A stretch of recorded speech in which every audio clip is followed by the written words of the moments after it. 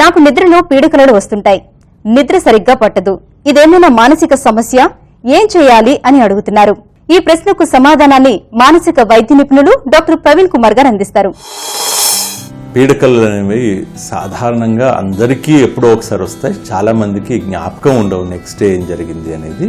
అయితే కొంతమందికి తీవ్రమైనటువంటి పీడకలు, ఉదాహరణకి పరిగెత్తున్నట్టో, లేకపోతే ఎవరో వెనకాల పడి తరుముతుంటే చంపడానికి వస్తున్నట్టో, లేదు అని అంటే క్రీచర్స్, నానా రకాలటువంటి జంతువులు, జీవులు వచ్చేసి చంపడానికి ప్రయత్నం చేస్తుండగా పరిగెత్తున్నట్టు, లేకపోతే పైనుంచి పడిపోతున్నట్టో, ఇట్లాంటి కళ్ళన్నీ వస్తూ ఉంటాయి.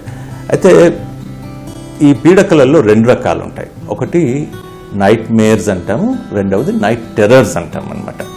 నైట్ మేర్ అని అంటే బ్యాడ్ డ్రీమ్. బేసిక్లీ నిద్రలో రెమ్ ఫేజ్ అని, నాన్ రెమ్ ఫేజ్ అని ఉంటుంది. రెమ్ ఫేజ్ అంటే నిద్రపోయినప్పుడు మనం పడుకున్న తర్వాత బ్రెయిన్ వెనక బ్యాక్గ్రౌండ్లో పనిచేస్తూ ఉంటుంది. అప్పుడు కళ్ళు ర్యాపిడ్గా మూవ్ అవుతూ ఉంటే ర్యాపిడ్ ఐ మూవ్మెంట్ అంటాం అనమాట. కళ్ళు మూవ్ అయ్యేటువంటి ఫేజ్. ఆ టైంలో మనం డ్రీమ్ చేస్తూ ఉంటాం. ఆ డ్రీమ్ జరిగినప్పుడు ఏమవుతుంది, పగలు జరిగినటువంటి కార్యక్రమాలు మనం అంటే మెదట్లో నెమరు వేసుకుంటూ ఉంటాం. నిద్రలో రెమ్ ఫేజ్లో మన మెమరీస్ అంటాం కదా, జ్ఞాపక శక్తులు కన్సాలిడేట్ అవుతూ ఉంటాయి, మెమరీస్ గట్టిగా పడుతూ ఉంటాయి, మనం చేసుకున్నటువంటి ప్రాబ్లమ్స్, క్యాన్సర్స్ వస్తూ ఉంటాయి. సో రెమ్ ఫేజ్ అనేది చాలా ఇంపార్టెంట్.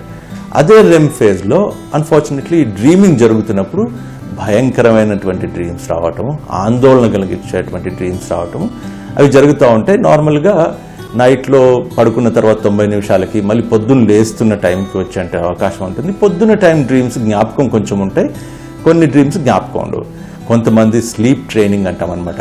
స్లీప్ ట్రైనింగ్లో ముఖ్యంగా స్టిమ్యులెంట్స్ అవాయిడ్ చేయటం, అంటే స్మోక్ చేసే వాళ్ళు స్మోక్ చేయకుండా ఉండటము, అదేవిధంగా కెఫినేటెడ్ ప్రోడక్ట్స్, కాఫీకి సంబంధించినటువంటి ఇవేమీ తీసుకోకుండా ఉండటము, విపరీతమైనటువంటి ఎక్సర్సైజ్ చేయకుండా ఉండటం, పడుకునే ముందు విపరీతమైన ఎక్సర్సైజ్ చేయకుండా ఉండటము, స్క్రీన్ల ముందు, టెలివిజన్ స్క్రీన్స్ వాటి ముందు తీవ్రమైనటువంటి టైం గంటలు గంటలు చూడకుండా ఉండటము, ఇవన్నీ చేయడం ద్వారా ఈ నైట్ మేర్ డిజార్డర్ చాలా మట్టుకు కంట్రోల్లోకి వస్తుంది.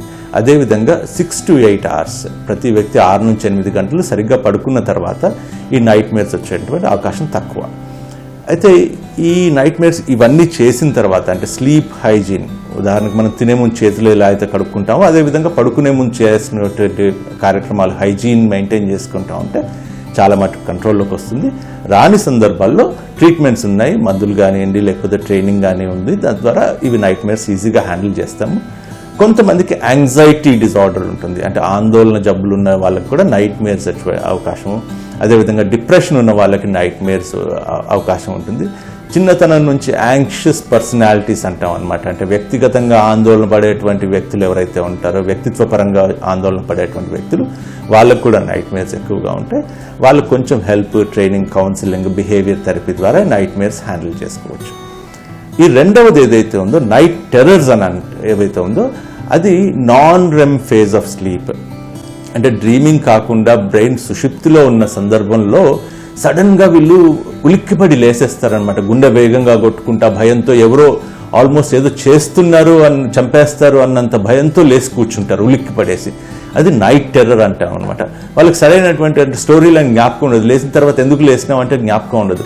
ఏదో జరిగింది, నాకు సడన్గా లేసేసినాను, ఎవరు నా ఛాతీ పైన బరువుగా ఉండింది, లేకపోతే ఎవరు కూర్చున్నట్టు అనిపించింది, లేదంటే చచ్చిపోతానన్నంత భయం అనిపించింది, లేసేసాము అని అంటారు అనమాట. ఈ నైట్ టెర్రర్స్ అవి నాన్ రెమ్ డిజార్డర్స్. వాటికి కూడాను కొంచెం వైద్యపరంగా ఇప్పుడు అడ్వాన్సెస్ బాగా ఉన్నాయి, వైద్యం చేస్తారు. స్లీప్ స్పెషలిస్ట్ని కానీ సైకాట్రిస్ట్ని కానీ కన్సల్ట్ చేస్తే వీటికి ట్రీట్మెంట్ ఇస్తారు.